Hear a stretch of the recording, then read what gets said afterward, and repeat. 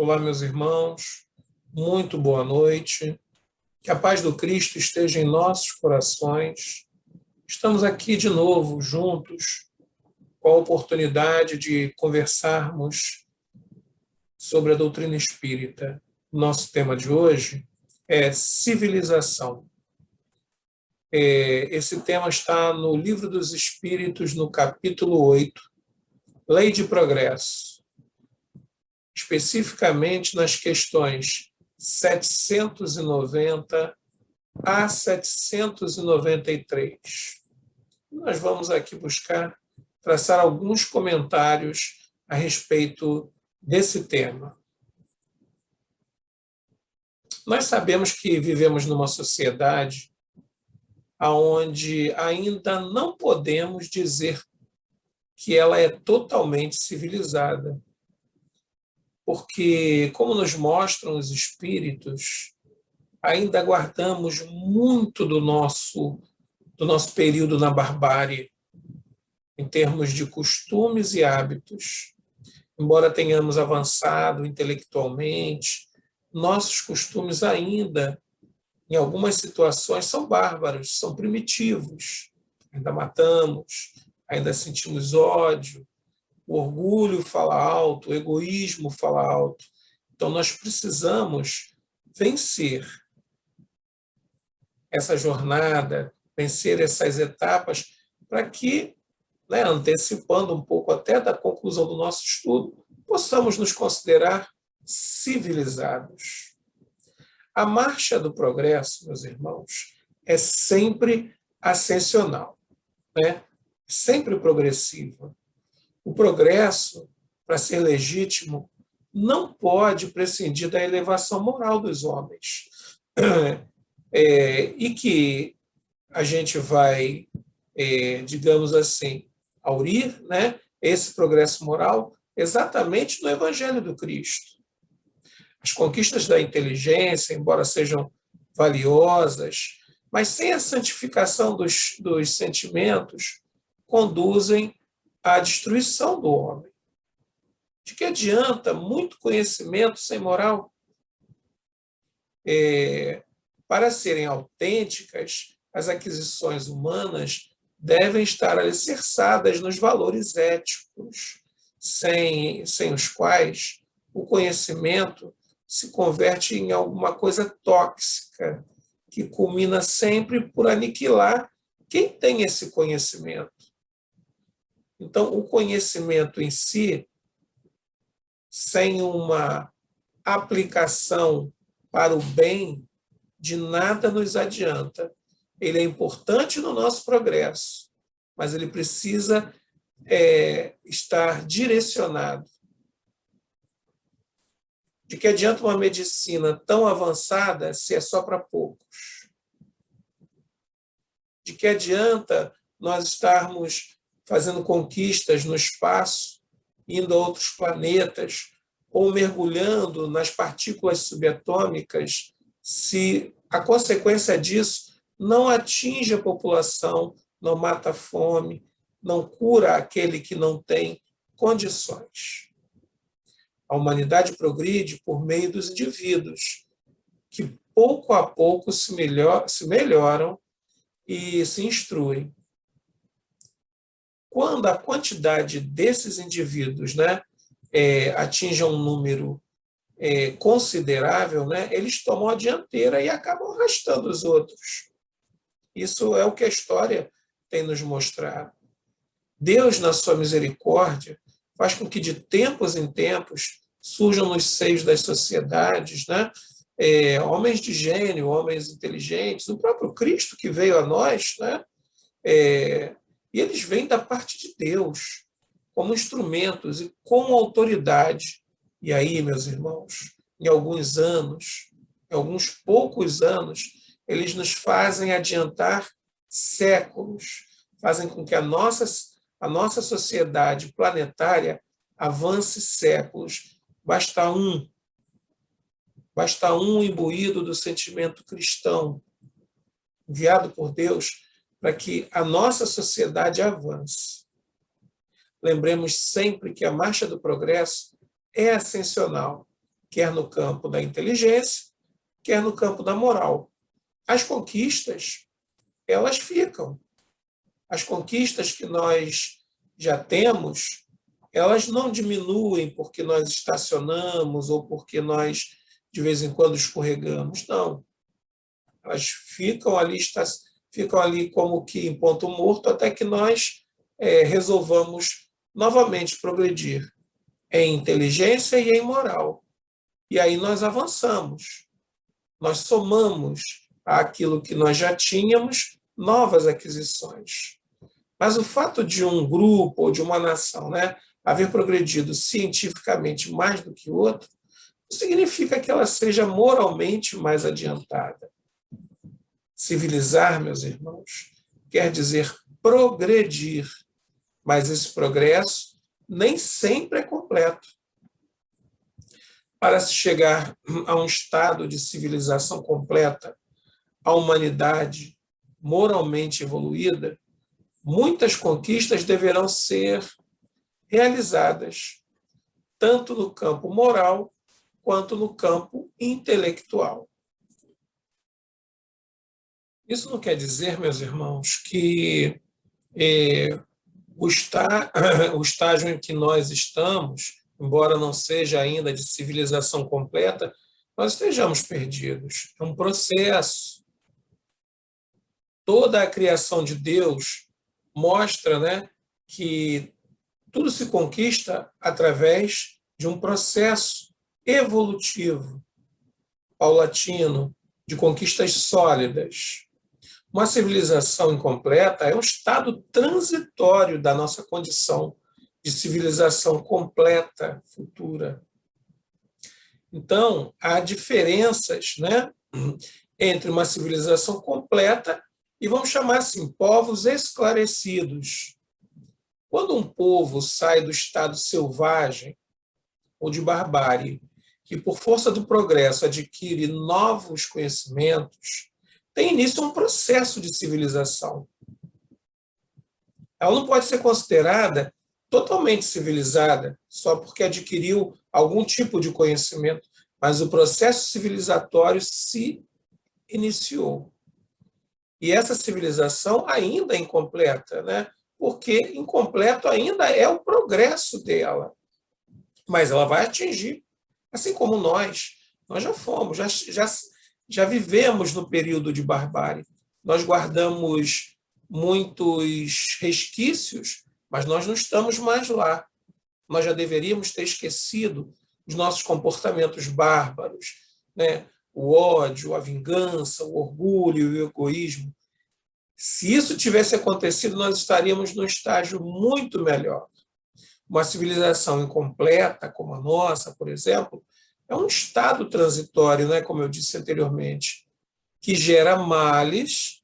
Né? Nós vemos a nossa sociedade hoje e os males que ela provoca a si própria. Né? Mas nem por isso, no entanto, constitui menos, né, que um progresso natural, que é necessário, que traz em si, como eu falei, o mal, mas traz em si também o próprio remédio para esses males que esse estado, né, de incompletude social acarreta. À medida que a civilização se aperfeiçoa, né, faz cessar alguns desses males que ela mesma gerou. Um deles, por exemplo, a desigualdade que existe na nossa sociedade, que nós vemos, né,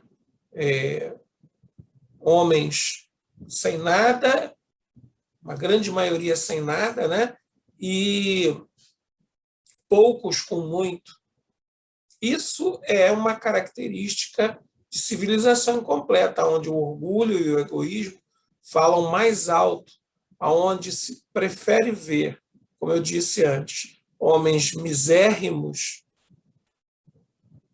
sem direito a quase nada, a não ser a própria vida, e outros, né, esbanjando, gastando até aquilo que não é deles, que é usurpado dessa grande massa. Mas infelizmente, é uma característica civilizatória, mas, como o texto que eu estava dizendo anteriormente na minha fala, você vai verificar que a própria sociedade começa a reagir a essas desigualdades. Começa a reagir e a criar mecanismos de socorro e mecanismos legais para que haja mais igualdade. Então, meus irmãos, se nós tivermos dúvida com relação a dois grupos ou a duas nações, né, que hajam chegado a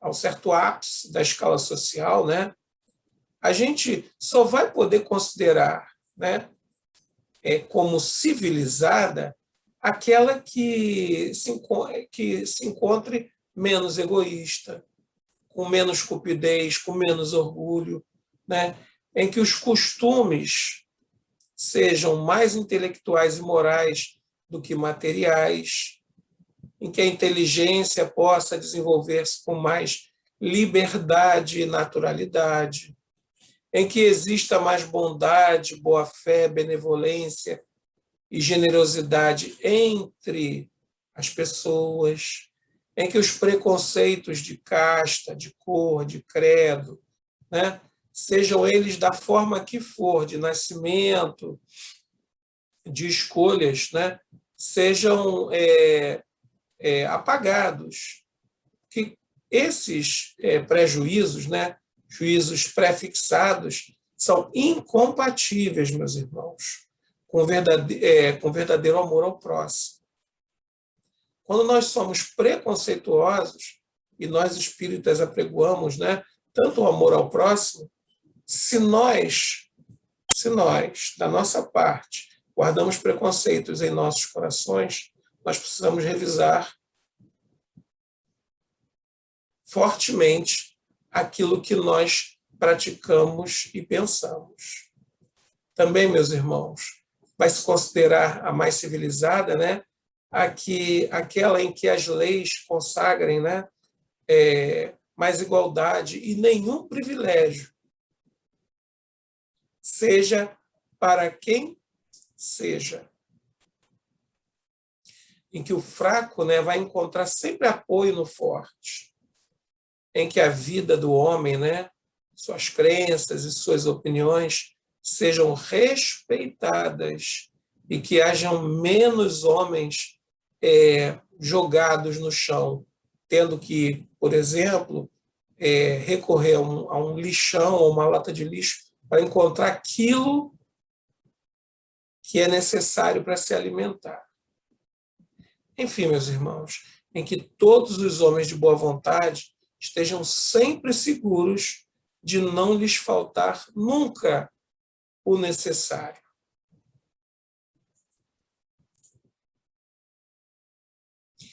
Então, meus irmãos, reconhece-se uma civilização completa pelo seu desenvolvimento moral. No Livro dos Espíritos, na questão 793, eles dizem que podemos reconhecer uma civilização completa pelo seu desenvolvimento moral. Né? Nenhuma sociedade tem verdadeiramente o direito de se dizer civilizada, senão quando houver banido os vícios que a desonram, né? E quando as pessoas que ali vivem, né, viverem como irmãos, praticando o bem e a caridade cristã.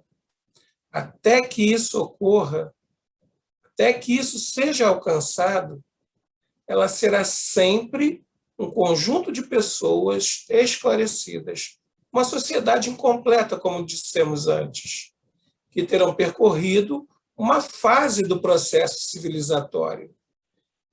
Se nós lembrarmos na Antiguidade Clássica, né, o Código de Hammurabi, o mais antigo conjunto de leis conhecidas pela sociedade humana, né, em que se revelava, né, uma visão de igualdade avançada até para a época, né, e quando o poder predominava sobre o direito e a supremacia do vencedor sobre a do vencido constituía uma regra geral. Mas isso para nós, embora o Código de Hammurabi dissesse, né, o olho por olho, dente por dente, a famosa frase, né, que nós costumamos às vezes ouvir ou até pronunciar, mas isso era um avanço, porque regulou a sociedade de forma avançada para aquela época. Imagina uma sociedade sem regras, meus irmãos. Imagina, então, a nossa sociedade de hoje sem regras.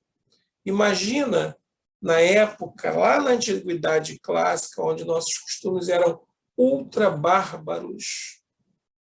Você imagina sem regras. Então, esse código regulamentou, né, a propriedade, o comportamento entre as pessoas, mas tinha esse peso, né, do olho por olho, dente por dente. Fez o mal, vai sofrer o mal. Mas, posteriormente, né, pela necessidade de nós estabelecermos códigos que pudessem reger, né, as nossas vidas, subordinadas, ora, a diretrizes religiosas, ora, a impositivos éticos, as civilizações que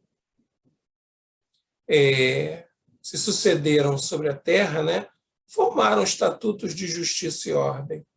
E nós podemos destacar dois exemplos proeminentes e importantes para nós.